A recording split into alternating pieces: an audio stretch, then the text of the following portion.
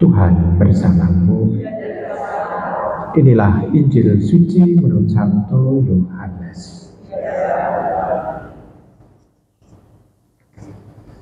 Dalam amanat perpisahannya, Yesus berkata kepada murid-muridnya, "Sekarang aku pergi kepada Dia yang telah mengutus aku, dan tiada seorang pun di antara kamu yang bertanya kepadaku, kemana engkau pergi?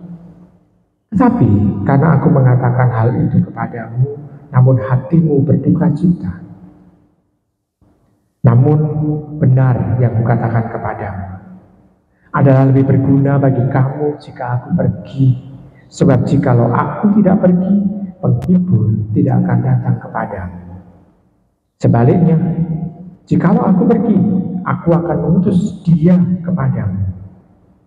Dan kalau penghibur itu datang, Ia akan menginsyafkan dunia akan dosa, kebenaran, dan penghakiman. Akan dosa karena mereka tetap tidak percaya kepadaku.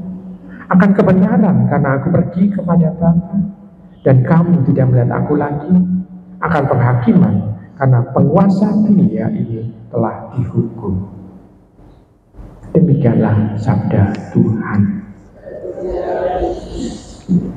Ibu bapak, saudari yang terkasih dalam Tuhan, bacaan Injil kembali menguatkan para murid supaya para murid siap untuk ditinggal oleh Tuhan.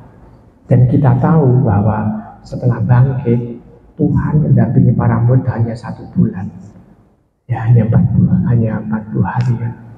Setelah bangkit 40 hari, waktu untuk menemani para murid supaya para murid tetap tegar di dalam iman akan Tuhan. Walaupun kita tahu bahwa dalam waktu 40 hari itu, kita bisa melihat 40 hari, kita bisa melihat bahwa para murid itu sungguh-sungguh seolah-olah digojlok oleh Tuhan supaya bisa memahami setiap sabda yang sudah diwatakan semenjak Tuhan Yesus dibaptis sampai Tuhan Yesus mau meninggalkan dia. Para murid seolah-olah digojlok supaya dia memahami, tidak hanya hafal, namun memahami dan tahu persis apa yang diharapkan oleh Tuhan dengan sabda-sabda itu.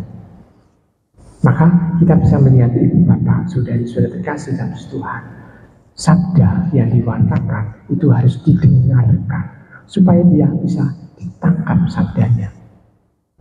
Didengarkan berarti tanda bahwa ada usaha dari diri kita. Sabda bukan untuk dihafalkan. Karena kalau diapalkan, orang hanya hafal, tapi belum tentu dia bisa tahu persis apa yang harus dilakukan sesuai dengan kehendak Allah. Hafal, belum tentu dia bisa memahami apa yang diharapkan untuk dipesatkan. Maka Tuhan sebetulnya mau menginginkan kita mendengarkan.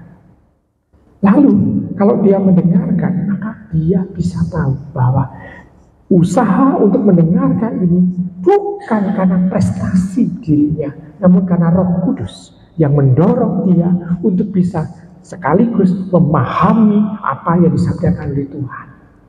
Kalau memahami berarti tanda bahwa kita tidak hanya sekedar mendengarkan saja, namun bisa merasakan bahwa Tuhan Yesus sendiri yang bersabda, yang ada di hadapan kita. Maka Tuhan Yesus menginginkan supaya jangan berduka cita karena Roh Kuduslah yang mendorong kita untuk semakin bisa memahami setiap sabdanya.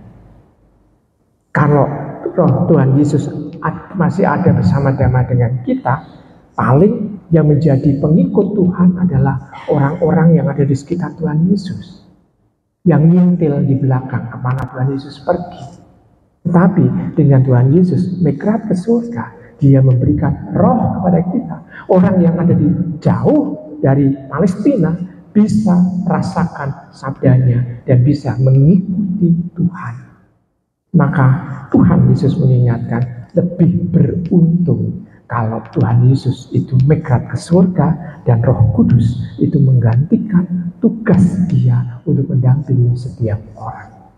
Nah, ibu bapak, saudari terkasih dalam Tuhan, di sana kita bisa melihat bahwa penghibur atau Roh Kudus itu datang kepada kita bukan pertama-tama karena Tuhan Yesus sendiri, namun karena kehendak Bapa. Bapa yang menghendaki supaya setiap orang bisa berjalan menuju kepadanya karena dampingan Roh Kudus itu. Nah, Ibu Bapak, Saudari terkasih dalam Tuhan, kita memang tidak melihat Tuhan, namun ternyata Tuhan tidak pernah meninggalkan kita. Hanya sabdanya dan dirinya itu bisa ditangkap kalau orang itu bisa bekerja sama dengan Roh Kudus. Selamat merenungkan.